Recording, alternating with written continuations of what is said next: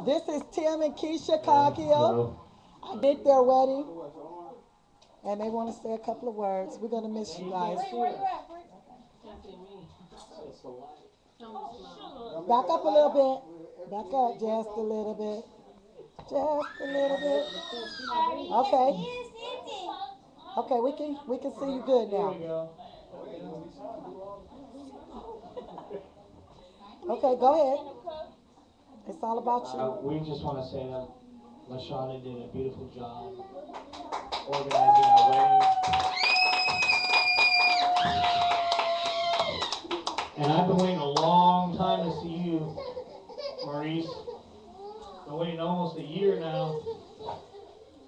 We're going to have to get together, go camping, ride some quads, go fishing. That's right. That's right. And your wife says I have a pair of boots that you like, but you can't have them. He gonna just like you. How about that? Go ahead, man. I just want to say, you guys mean the world to me. You guys have been really a blessing to me and my husband and my children. And there's no words that can express how much I love you and how much you guys have been there for us, encouraging us, being with us through our bad times and our good times.